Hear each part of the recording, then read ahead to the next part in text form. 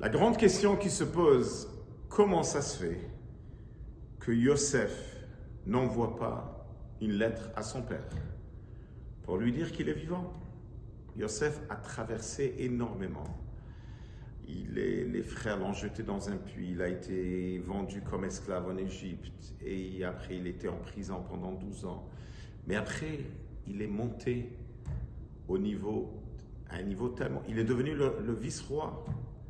Donc il avait tous les pouvoirs pour envoyer un message à son père qu'il est vivant, en sachant comment son père était attaché à lui, en sachant comment son père était tellement attaché à lui, et Yaakov n'arrêtait pas de pleurer pendant 22 ans.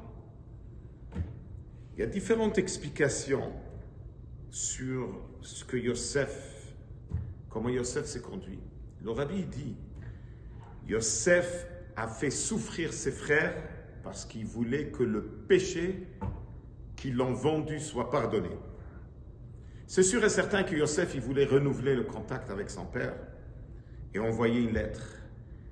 Mais Yosef, il savait qu'on ne peut pas laisser ce chapitre des frères qui ont vendu leur propre frère, laisser cette blessure ouverte.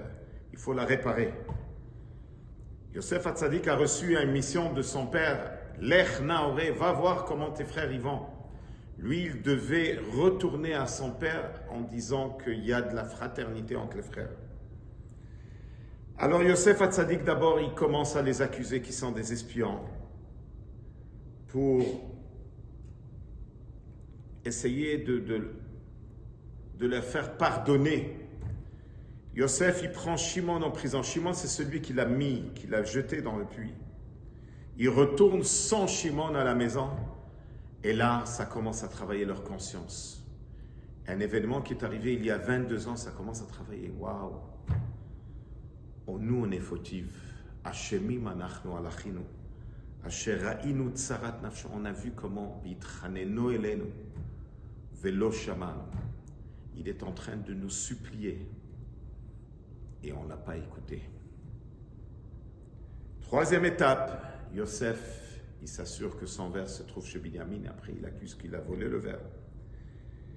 Il leur donne une chance de... Yehuda, il aurait pu dire, ah, moi j'ai pris garant, mais moi j'ai pris garant pour des gens honnêtes. Il a volé, prends-le. Mais c'est arrivé le contraire. Yehuda, il a dit, plus jamais. Ce qui est arrivé il y a 22 ans, ça ne va plus arriver encore une fois.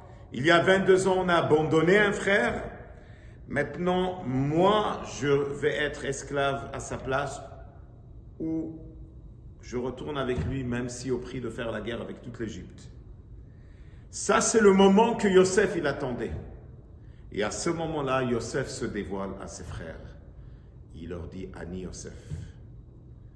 Et à ce moment-là, c'est arrivé que cette faute et cette tâche a été réparée. Aujourd'hui, par la providence divine, le 5 Tevet, c'est la grande fête de victoire des livres. Aujourd'hui, le rabbi demande que tout le monde achète des livres, que tout le monde se renforce dans l'étude des livres. Dida Natsar, c'est devenu une grande fête chassidique. Et on souhaite à tout le monde que Be'ezrat Hashem, qu'il ait le Dida Natsar, la victoire de la lumière sur l'obscurité. Je vais juste partager avec vous, suite à ce qui est arrivé en Australie, il y avait un non-juif qui appelait à une personne de notre Bet Chabad et qui a demandé s'il peut avoir des Chanoukiyot. Le gars n'a rien compris pourquoi il veut des Chanoukiyot. Il a dit parce que je veux offrir à les juifs qui travaillent chez moi, je vais leur offrir à la mémoire de ceux qui ont été assassinés en Australie.